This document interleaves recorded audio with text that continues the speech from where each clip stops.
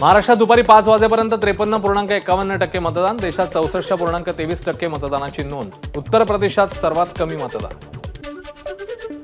निवडणूक आयोगाकडून अजित पवारांना प्रचार सभेत विकास निधीवर केलेल्या वक्तव्यासंदर्भात क्लीन चिट। अजित पवारांनी केलेल्या वक्तव्यात उमेदवाराचं नाव नव्हतं म्हणत क्लीन चिट। भाजप म्हणजे वॉशिंग मशीन आणि वॉशिंग पावडर बनवणारी कंपनी आहे। ही कंपनी इतकी मस्त आहे की 1 लाख कोटींचा घोटाळा माफ होतो। अजित पवारांच्या क्लीन चिटवरून जितेंद्र आव्हाडांची टीका। ठाणे महापालिकेच्या कारभारावर जितेंद्र आव्हाडांची टीका। ठाण्याच्या दादोजी कोंडदेव स्टेडियममध्ये चक्क भंगार जमा झालेले ईव्हीएम आणि हजारो मतदान कार्ड सापडल्याचा व्हिडिओ। आव्हाडांकडून ट्विट। 2014 पासून या वस्तू स्टोर रूम मध्ये पडून असल्याचा आव्हाडांचा आरोप। निवडणूक आयोग ही भाजपची शाखा। निवडणूक आयोगाकडून निष्पक्ष कामाची अपेक्षा करणं चूक। अजित पवारांना मिळालेल्या क्लीन चिटबद्दल संजय राऊतांचा हल्लाबोल। तर केंद्रात आमचं सरकार येताच घटनात्मक संस्थांचं फेररचना करणार, राऊतांचं आश्वासन।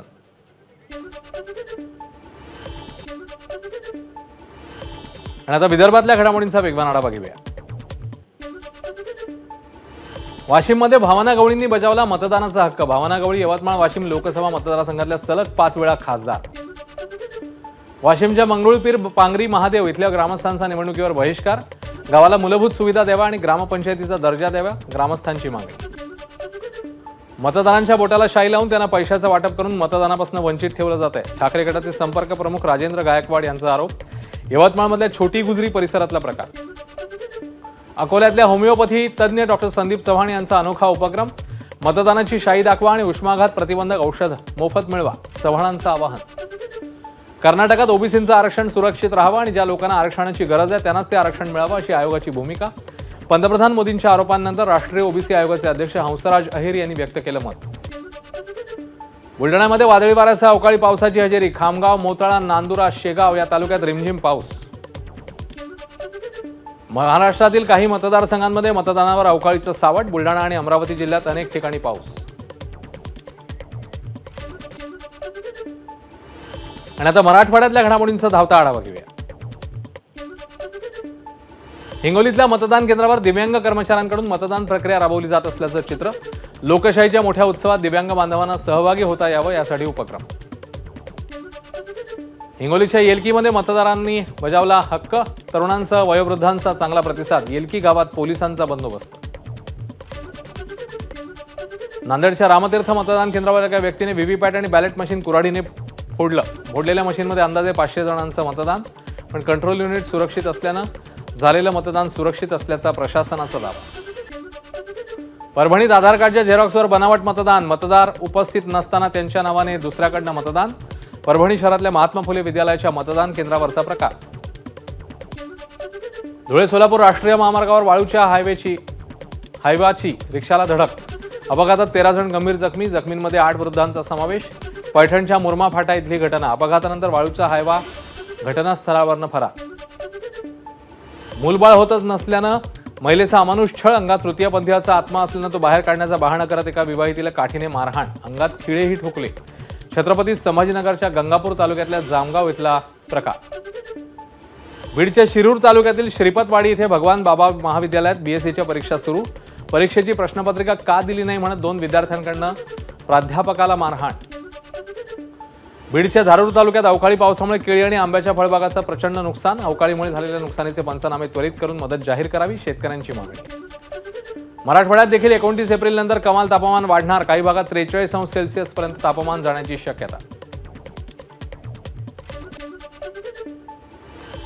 आणि आता पश्चिम महाराष्ट्रातल्या घडामोडींचा वेगवान आढावा आपण घेणार आहोत। शरदचंद्र पवार पक्षाचे नेते अभिजित पाटील यांच्या विठ्ठल साखर कारखान्यावरील साखर साठा जप्त। शिखर बँकेच्या अधिकाऱ्यांनी गोदामाला केलं सील। पुण्यातल्या 4 मतदारसंघांसाठी मोदींची सभा। अमित ठाकरे सभेला उपस्थित राहणार, चंद्रकांत पाटील यांची माहिती। गुजरातच्या कांद्याची निर्यात बंदी उठवली म्हणजे सरकारला केवळ गुजरातच्या शेतकऱ्यांची चिंता असल्याचं दिसतंय। असं असेल तर भाजप केवळ गुजरातला जाऊन मतं का मागत नाही, अमोल कोल्हेंचा संतप्त सवाल। शिरूर लोकसभेत अजित पवार गटाचे शिवाजीराव आढळराव पाटील डमी उमेदवार असल्याची अमोल कोल्हेंची टीका। तर मी डमी नाही डॅडी उमेदवार, आढळराव पाटलांचं प्रत्युत्तर। अजित पवारांच्या उपस्थितीत पुण्यात महायुतीच्या घटक पक्षाच्या नेत्यांची बैठक। चंद्रकांत पाटील, हर्षवर्धन पाटील, मुरलीधर मोहोळ आणि महायुतीच्या पुण्यातले सर्व आमदार हे बैठकीला उपस्थित। पुण्यामध्ये चारचाकी गाड्यांची 7 ते 8 गाड्यांना धडक, MG रोड जवळची घटना. अपघातात 7 ते 8 गाड्यांचं नुकसान, 1 जण किरकोळ जखमी, चारचाकी चालक पोलिसांच्या ताब्यात. पुण्यातल्या अपर बिबीवाडी परिसरात 15 ते 20 गुंडांकडून दुचाकी, रिक्षा आणि कारची नासधूस. कारवाईबाबत पोलीस गंभीर नाहीत, रहिवाशांचा आरोप.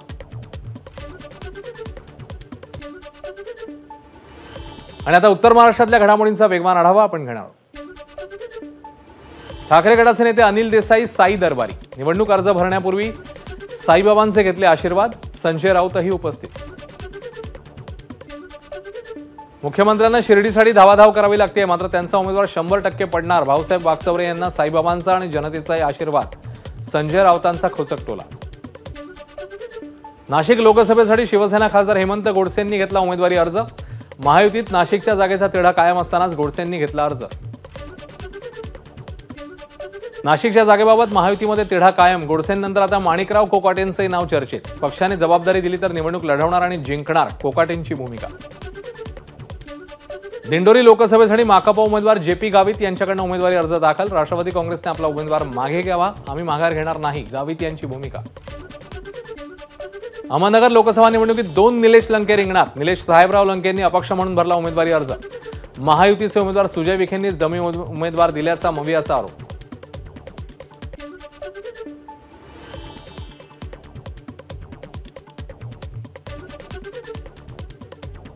अमरावतीत मतदानाचा हक्क बजावण्यासाठी महिला आपल्या चिमुकल्यांसह मतदान केंद्रावर. तपोभूमीवरील मतदान केंद्रावरचं चित्र.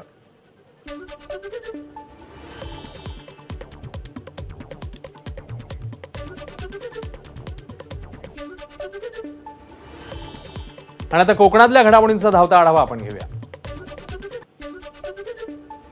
महाविकास आघाडीत इंजिनच नाही, तिथे सगळे स्वतःला इंजिन म्हणून घेतात. उपमुख्यमंत्री फडणवीसांचा मवियाला टोला, तर केवळ नरेंद्र मोदी यांचं इंजिन देशाच्या विकासाच्या दिशेने घेऊन जाते, फडणवीसांचं वक्तव्य. ही शेवटची निवडणूक, आता थांबण्याची वेळ आली आहे, नारायण राणेंचं वक्तव्य.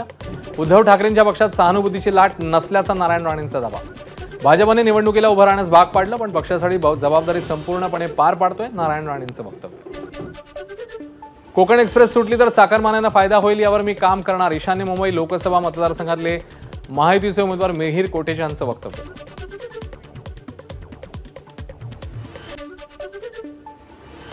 आता मुंबई आणि परिसरातल्या घडामोडींचा सुपरफास्ट आढावा घेऊया. महायुतीचे ईशान्य मुंबईचे उमेदवार मिहिर कोटेचांनी भरला अर्ज. त्याआधीच्या प्रचार रॅलीत देवेंद्र फडणवीस सहभागी.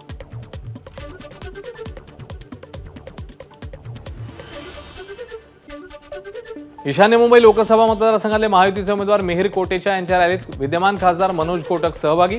कोटेचा यांना उमेदवारी दिली तरी नाराज नाही, आम्ही एकसंघ राहून पक्ष सांगेल ते काम करू, कोटक यांचं वक्तव्य. काँग्रेसच्या मुंबई अध्यक्ष वर्षा गायकवाड उद्धव ठाकरेंच्या भेटीला. काल वर्षा गायकवाड यांना उत्तर मध्य मुंबईतनं उमेदवारी घोषित.